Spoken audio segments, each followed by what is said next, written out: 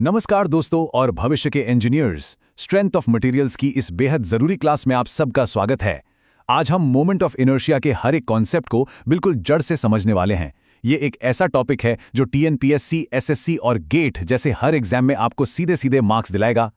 देखिए, हमारा मकसद सिर्फ फॉर्मूलाज रटना नहीं है, बल्कि हम ये भी सीखेंगे कि वो आए कहाँ से और असल दुनिया में एक इंजीनियर उन्हें इस्तेमाल कैसे करता है। तो चैनल को सब्सक्राइब जरूर कर लें, पीडीएफ नोट्स डाउनलोड कर लीजिए और चलिए इस टॉपिक पर महारत हासिल करते हैं। ठीक है, तो ये रहा हमारा आज का रोड मैप। सबसे पहले हम ट्रायंगल यानी त्रिभुज के बेस और सेंट्रॉइड के फॉर्मूलाज को गहराई से समझेंगे। फिर हम सेमी सर्कल और सर्कल के कॉन्सेप्ट्स को मास्टर करेंगे। इसके बाद एक न्यूमेरिकल प्रॉब्लम को स्टेप बाय स्टेप सॉल्व करके देखेंगे। फिर ये समझेंगे कि आखिर इंजीनियर्स असल में इन फॉर्मूलाज का इस्तेमाल कहाँ करते हैं, और आखिर में एग्जाम के लिए कुछ सबसे जरूरी बातें और थोड़ी मोटिवेशन के साथ इस सेशन को पूरा करेंगे। चलिए, सबसे कॉमन शेप ट्रायंगल से शुरू करते हैं। आपको एग्जाम में इससे जुड़े सवाल मिलेंगे ही मिलेंगे, इसलिए इसके दो सबसे जरूरी फॉर्मूलाज, एक बेस के अबाउट और दूसरा सेंट्रॉइड के अबाउट, इन्हें समझना बहुत बहुत जरूरी है। तो सबसे पहले एक ट्रायंगल का सेंट्रॉइडल मोमेंट ऑफ इनर्शिया देखते हैं। अच्छा, सेंट्रॉइड का मतलब होता है किसी भी ऑब्जेक्ट का जियोमेट्रिक सेंटर। तो Ix is equals to bh³/36 वो फॉर्मूला है जो बेस के पैरेलल सेंट्रॉइड से गुजरने वाली एक्सिस के लिए है। एक बात याद रखिए, यहां जो 36 है ये एक स्टैंडर्ड फॉर्मूला कांस्टेंट है, इसे आपको याद करना ही होगा। अब अगर हमें बेस के अबाउट MOI निकालना हो तो हम इस्तेमाल करेंगे पैरेलल एक्सिस थ्योरम का, जो कहता है I base equals to I centroid plus AD²। चलिए इसे स्टेप बाय स्टेप तोड़ते हैं।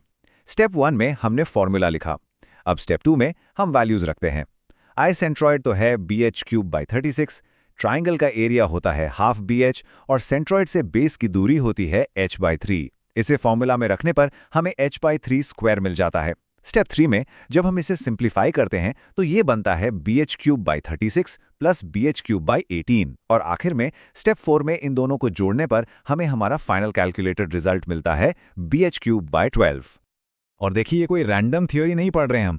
यही सवाल एक ट्रायंगल का उसके बेस के सापेक्ष मोमेंट ऑफ इनर्शिया क्या है, ये सवाल सीधे सीधे टीएनपीएससी 2015 के एग्जाम में पूछा गया था। अब आप समझ सकते हैं कि ये कितना ज्यादा जरूरी है। तो जवाब है bh³/12। ये एक स्टैंडर्ड फॉर्मूला वैल्यू है जिसे आपको याद रखना ही है। सिर्फ ये एक फॉर्मूला आपको एग्जाम में 2 से 3 मार्क्स बहुत आसानी से दिला सकता है। ट्रायंगल्स को तो हमने समझ लिया, अब हम कर्व्ड शेप्स की तरफ बढ़ते हैं। चलिए देखते हैं कि सेमी सर्कल्स और सर्कल्स के लिए मोमेंट ऑफ इनर्शिया कैसे निकाला जाता है, और हाँ, हॉलो सेक्शंस का कॉन्सेप्ट क्या है। एक सेमी सर्कल के लिए उसके फ्लैट बेस यानी कि उसकी डायमेट्रल एक्सिस के अबाउट मोमेंट ऑफ इनर्शिया का स्टैंडर्ड फॉर्मूला होता है πd4/128। यहां भी ये जो 128 है ये एक फिक्स्ड कोएफिशिएंट है जिसे आपको याद रखना है। अच्छा, अब अगर हमें बेस की जगह सेंट्रॉइड के अबाउट MOI निकालना हो तो हम पैरेलल एक्सिस थ्योरम को ही उल्टा इस्तेमाल करेंगे। फॉर्मूला बन जाता है I centroid equals to I base minus A-y²। यहां हम माइनस इसलिए कर रहे हैं क्योंकि हम बेस से सेंट्रॉइड की तरफ जा रहे हैं, जो कि मेन एक्सिस है। यहां y बार सेंट्रॉइड की दूरी है जो सेमी सर्कल के लिए 4r/3π होती है। कैलकुलेशन के बाद जो सेंट्रॉइडल MOI का कैलकुलेटेड रिजल्ट आता है वो है लगभग 0.11 r4। अब बात करते हैं एक पूरे सर्कल की। देखिए, सर्कल जो है वो पूरी तरह सिमेट्रिक होता है, इसलिए उसके सेंट्रॉइड से गुजरने वाली कोई भी एक्सिस हो, चाहे x हो या y, moment of inertia same ही होता है। और इसका फंडामेंटल स्टैंडर्ड फॉर्मूला है πd4/64।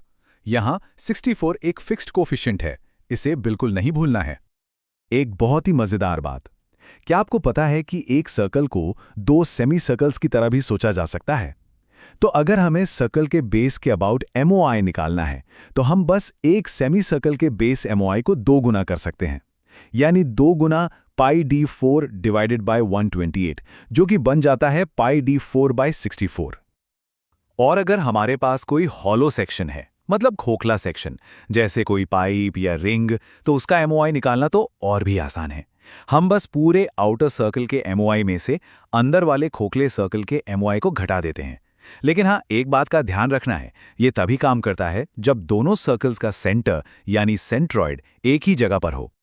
चलिए अब तक जो भी फॉर्मूलाज हमने सीखे हैं उन्हें एक प्रैक्टिकल न्यूमेरिकल प्रॉब्लम पर लगाकर देखते हैं ताकि आप एग्जाम में आने वाले सवालों के लिए पूरी तरह से तैयार हो जाएं। तो मान लीजिए हमारे पास एक रेक्टेंगुलर सेक्शन है जिसकी चौड़ाई b 120 mm है और गहराई d 200 mm है। ये याद रखिएगा कि ये डायमेंशन सिर्फ और सिर्फ इस न्यूमेरिकल एग्जाम्पल को समझने के लिए माने गए हैं। हमारा गोल है IX, IY और I बेस, इन तीनों को निकालना। सबसे पहले सेंट्रोइडल MOI निकालते हैं। रेक्टेंगल का स्टैंडर्ड फॉर्मूला है BD³/12। तो IX यानी X एक्सिस के अबाउट के लिए B होगा 120 और D होगा 200, जिससे हमारा कैलकुलेटेड रिजल्ट आता है 80/6 mm4। अब ध्यान दीजिए IY यानी Y एक्सिस के अबाउट के लिए एक्सिस वर्टिकल हो गई है, तो B और D के रोल्स पलट जाएंगे। अब बेस 200 mm होगा और डेप्थ 120 mm। फॉर्मूला बन जाएगा DB³/12 और कैलकुलेटेड रिजल्ट आएगा 28.8x10⁶ mm4। अब बेस पर MOI निकालने के लिए हम फिर से parallel axis theorem I base = IX + AD² का इस्तेमाल करेंगे। स्टेप 2 में हम एरिया A निकालते हैं। 120 × 200 = 24,000 mm²। स्टेप 3 में दूरी D जो कि सेंट्रॉइड से बेस तक की है वो गहराई का आधा होगी। 200 / 2 = 100 mm। अब स्टेप 4 में इन वैल्यूज को फॉर्मूला में रख देते हैं और स्टेप 5 में हमें फाइनल कैलकुलेटेड रिजल्ट मिलता है 320 × 10⁶ mm4। मजे की बात यह है कि ये सेंट्रॉइडल MOI 80 मिलियन का ठीक 4 गुना है। तो हम इतनी देर से I की कैलकुलेशन कर तो रहे हैं, लेकिन सवाल ये उठता है कि क्यों एक इंजीनियर के लिए मोमेंट ऑफ इनर्शिया इतना जरूरी है, क्यों? चलिए अब इसके रियल वर्ल्ड एप्लीकेशंस को देखते हैं। सबसे पहला एप्लीकेशन है बेंडिंग स्ट्रेस में। फॉर्मूला साफ साफ कहता है कि स्ट्रेस I के इन्वर्सली प्रोपोर्शनल है। सीधी सी बात है, I जितना ज्यादा होगा उतना ही कम स्ट्रेस पैदा होगा। आपने I सेक्शन बीम्स देखे होंगे, उनका I बहुत ज्यादा होता है, इसीलिए वो ज्यादा लोड सह पाते हैं और कम झुकते हैं। यही बात बीम डिफ्लेक्शन पर भी लागू होती है। फॉर्मूला में I नीचे है, डिनोमिनेटर में। इसका मतलब है कि I जितना ज्यादा होगा, डिफ्लेक्शन यानी कि झुकाव उतना ही कम होगा। इसीलिए तो पुलों और इमारतों में ज्यादा I वैल्यू वाले बीम्स का इस्तेमाल होता है ताकि स्ट्रक्चर सख्त और स्टेबल रहे। और आखिर में आता है कॉलम बकलिंग। बकलिंग का मतलब होता है दबाव पड़ने पर किसी कॉलम का मुड़ जाना।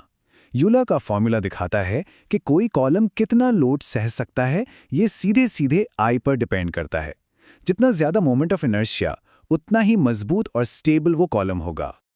तो इन सभी फॉर्मूलाज और एप्लीकेशंस को देखने के बाद चलिए अब मोमेंट ऑफ इनर्शिया के असली मतलब को समझते हैं और एग्जाम के लिए अपनी तैयारी को एक फाइनल टच देते हैं। तो मोमेंट ऑफ इनर्शिया है क्या?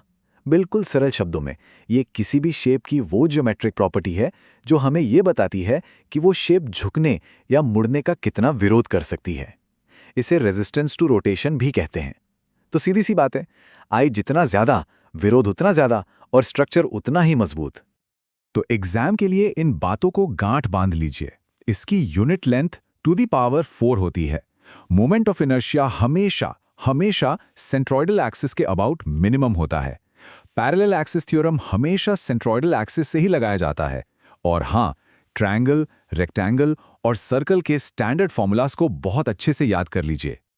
आपकी पूरी इंजीनियरिंग की पढ़ाई इसी क्यों और कैसे पर टिकी हुई है। तो इस सवाल पर जरूर सोचिएगा। अब जब आप जानते हैं कि I रेजिस्टेंस का माप है, तो आप कम से कम मटेरियल इस्तेमाल करके सबसे मजबूत बीम कैसे डिजाइन करेंगे? इसका जवाब मोमेंट ऑफ इनर्शिया के सही इस्तेमाल में ही छिपा है। अपनी तैयारी पर विश्वास रखिए, प्रैक्टिस करते रहिए और आप अपनी सपनों की पोस्टिंग जरूर हासिल करेंगे। All the very best.